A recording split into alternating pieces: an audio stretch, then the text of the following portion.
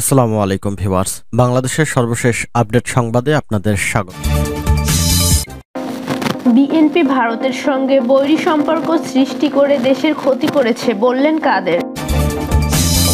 এরপর থাকছে শুক্রবার দেশে ফিরবেন বিএনপির নেতা আমির খসরু। অন্যদিকে আওয়ামী লীগের প্রতিষ্ঠা বার্ষিকী উপলক্ষে কর্মসূচি ঘোষণা। আরও থাকছে মিয়ানমারের উদ্দেশ্যে কড়া বার্তা দিলেন স্বরাষ্ট্রমন্ত্রী। সর্বশেষ জানিয়ে দেব বন্যা দুর্গতদের সাহায্যে এগিয়ে আসার আহ্বান জামায়াতে। শুনছিলেন শিরোনাম, এবার বিস্তারিত। তার আগে ভিডিওতে একটা লাইক কমেন্ট শেয়ার করে সবাইকে দেখার সুযোগ করে দিতে বিশেষভাবে আহ্বান করছি।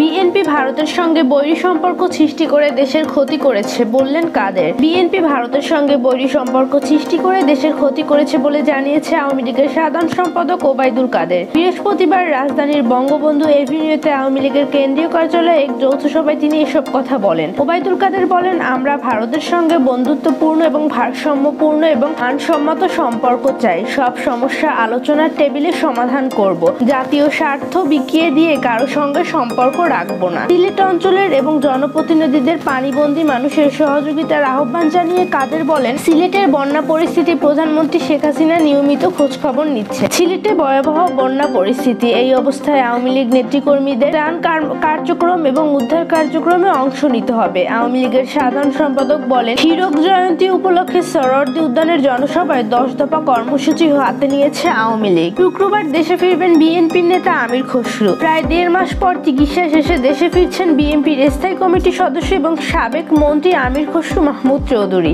আগামীকাল শুক্রবার বিকাল 5:30টায় তিনি ঢাকায় হযরত শাহজালাল আন্তর্জাতিক বিমানবন্দরে পৌঁছানোর কথা রয়েছে। বিএনপির মিডিয়া সেলের সদস্য সাইরুল কবির খান বৃহস্পতিবার বিষয়টি নিশ্চিত করেছেন। প্রসঙ্গত, কারামুক্তির 2 মাস পর চিকিৎসার জন্য গত 26 এপ্রিল সন্ধ্যায় স্ত্রী সহ আমেরিকায় যান বিএনপির স্থায়ী কমিটির সদস্য আমির খসরু মাহমুদ চৌধুরী। তার স্ত্রী তাহেরা আলমও সেখানে চিকিৎসা নেওয়ার কথা ছিল। আমেরিকায় তাদের মেয়ে তাহমিনা চৌধুরী আছেন। গত বছর 3 নভেম্বর রাজধানীর গুলশান থেকে আমির খসরুকে আটক করে গোয়েন্দা পুলিশ। পরে 28 অক্টোবর দলের মহাসমাবেশের সংঘর্ষে এক ককটেল স্থাপন নিহত হওয়ার ঘটনায় দায়ের করা মামলায় তাকে 6 দিনের রিমান্ডে নেওয়া হয়। পরে তাকে কারাগারে পাঠানো হয়। এরপর চলতি বছরের 15 ফেব্রুয়ারি ঢাকার কেরানীগঞ্জ কারাগার থেকে জামিনে মুক্তি হন আমির মাহমুদ খসরু। আওয়ামী লীগের প্রতিষ্ঠা বার্ষিকী উপলক্ষে কর্মসূচি ঘোষণা। আওয়ামী লীগের 75তম প্রতিষ্ঠা বার্ষিকী উপলক্ষে কর্মসূচি ঘোষণা করেছে দলের সাধারণ সম্পাদক ওবায়দুল কাদের। বৃহস্পতিবার রাজধানীর বঙ্গবন্ধু এভিনিউতে দলের যৌথ সভা এবং কর্মসূচি ঘোষণা করেন তিনি। হীরক জয়ন্তী উপলক্ষে সোহরাওয়ার্দী উদ্যানে জনসভায় 10 দফার কর্মসূচি হাতে নিয়েছেন দলটি। প্রতিষ্ঠা বার্ষিকী উপলক্ষে শুক্রবার দুপুর টিয়ার্স ইনস্টিটিউশন থেকে প্রতিষ্ঠা বার্ষিকীর র্যালি শুরু হবে। তা 32 নম্বরে গিয়ে শেষ হবে। পরের দিন রবীন্দ্র এবং সরোবরে হবে সংস্কৃতি অনুষ্ঠান। এছাড়া রোববার সকাল 7 ধানমন্ডির 32 নম্বর সড়কে জাতির পিতার প্রতিকৃতিতে শ্রদ্ধা জানাবেন দলের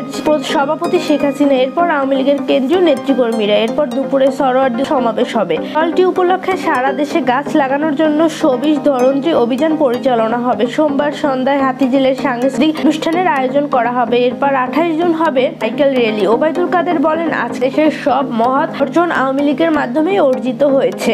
গৌরবোজ্জ্বল ইতিহাস বেরিয়ে এসেছে এদেশ। সিলেট অঞ্চলের জনপ্রতিনিধিদের পানিবন্দী মানুষকে সহযোগিতার আহ্বান জানিয়েছে কাদের। মিয়ানমারের উদ্দেশ্যে কড়া বার্তা দিলেন স্বরাষ্ট্রমন্ত্রী। মিয়ানমারের উদ্দেশ্যে কড়া বার্তা দিলেন স্বরাষ্ট্রমন্ত্রী আসাদুজ্জামান খান কামাল। বলেছেন, আবার যদি গুলি করা হয় তাহলে আমরাও পাল্টা গুলি চালাবো। বৃহস্পতিবার দুপুরে সচিবালয়ে নিজ দপ্তরের সাংবাদিকদের প্রশ্নের জবাবে তিনি একথা বলেন। স্বরাষ্ট্রমন্ত্রী বলেন, মিয়ানমারে বিভিন্ন জাতি গোষ্ঠী এবং সরকারের বিরুদ্ধে যুদ্ধ করছে। আমরা যতদূর শুনেছি আরাকান আর্মি অনেক এলাকা দখল করে নিয়েছে। সেজন্য মিয়ানমারের যে বর্ডার গার্ড পুলিশ তার সমর্থে আমাদের এলাকায় পুলিশ আসে। কাজে সেখানকার অবস্থা কি সেটা আমরা বলতে পারবো না, তবে এতটুকু বলতে পারি তারা মাঝে মাঝে ভুল করে আমাদের বিজিবির দলের উপর গুলি করেছিল। তাদের জানিয়েছি, তারা সেটা বলেছে সুনির্দিষ্টভাবে বাংলাদেশের পতাকা যেন উড়িয়ে যায়, তাহলে আর কেউ গুলি করবে না। তিনি বলেন, টেকনাফ থেকে সেন্ট মার্টিন হয়ে যে আমাদের এলাকায় নফনত কিছু নাব হারিয়েছে। কাজে সেখান দিয়ে আমাদের নৌযান চলাচল করতে পারে না। মিয়ানমারের অংশ দিয়ে যেতে হয়, যে কারণে এই বিপত্তিটা ঘটে। কখনো মিয়ানমারের আর্মি আবার কখনো আরাকান আর্মি ফায়ার ওপেন করে। আমরা উভয়কেই বলে দিয়েছি, আমরা আবার যদি গুলি করে আমরাও পাল্টা গুলি করব। এখন থেকে আর কোনো গোলাগুলি হচ্ছে না। এখানে মিয়ানমারের যে দুটি জাহাজ ছিল সেগুলো ফেরত নিয়ে গেছে। আমরা আশা করছি সেখানে আর গুলি হবে না। তারপরও আমাদের দ্বারা এই পথ দিয়ে যাতায়াত করছেন তারা সাবধানতা অবলম্বন। বন্যা দুর্গতদের সাহায্যে এগিয়ে আসার আহ্বান জামায়াতের। বৃহত্তম সিলেট অঞ্চলের সার্বিক বন্যা পরিস্থিতি গভীর উদ্বেগ প্রকাশ করেছে বাংলাদেশ জামায়াতে ইসলামী। বৃহস্পতিবার এক বিবৃতিতে দলটির নায়েবে আলিম এবং সাবেক এমপি অধ্যাপক মুজিবুর রহমান সিলেটের বন্যা দুর্গতদের সাহায্যে সকলকে এগিয়ে আসার আহ্বান জানান। বিবৃতিতে তিনি বলেন, উজান থেকে নেমে আসা পাহাড়ি ঢল এবং টানা প্রবল বর্ষণে সিলেট অঞ্চলের সার্বিক বন্যা পরিস্থিতিতে আমি গভীর উদ্বেগ প্রকাশ করছি। সৃষ্ট বন্যার পানিবন্দী দ্রুত উদ্ধার করে নিরাপদ স্থানে আশ্রয় দান এবং দুর্গত এলাকায় বিভিন্ন খাদ্য সামগ্রী সহ শুকনো খাবার, নগদ অর্থ, ওষুধ এবং চিকিৎসা সামগ্রী এবং চিকিৎসক দল পাঠানোর জন্য আমি সরকারের নিকট জোর দাবি জানাচ্ছি। সেই সঙ্গে বন্যা দুর্গতদের পাশে দাঁড়ানোর জন্য আমি দেশবাসীর সকলের প্রতি উদ্যত আহ্বান জানাচ্ছি। তিনি আরো বলেন, উজান থেকে আসা পাহাড়ি ঢল এবং অবিরাম প্রবল বর্ষণের ফলে সিলেটের সুরমা এবং শিয়ারা এবং কয়েকটি পূর্ব থেকেই বন্যা দেখা দিয়েছে। বর্তমানে বন্যা পরিস্থিতি মারাত্মক আকার ধারণ করেছে। ইতোমধ্যে 13.5 লাখ মানুষ পানিবন্দী হয়ে পড়েছে। সিলেট এবং মহান গভীর প্রায় 1.5 লক্ষ মানুষ পানিবন্দী হয়ে আছে। সিলেট, সুনামগঞ্জ, মৌলভীবাজার, হবিগঞ্জ প্রভৃতি অঞ্চলে মোট 13.5 লক্ষ লোক পানিবন্দী হয়ে আছেন। জমির ফসল, সবজি, ফলের বাগান এবং বীজতলা পানিতে তলিয়ে গেছে এবং গৃহপালিত পশু পাখি রাখার জায়গা পাওয়া যাচ্ছে না। এছাড়াও নেত্রকোনা, শেরপুর এবং নীলফামারী এবং কুড়িগ্রাম, গাইবান্ধা প্রভৃতি জেলায় নিম্ন অঞ্চল বন্যার পানিতে প্লাবিত হয়েছে। সার্বিক বন্যা পরিস্থিতি আরও অবনতি হওয়ার শঙ্কা করা হচ্ছে।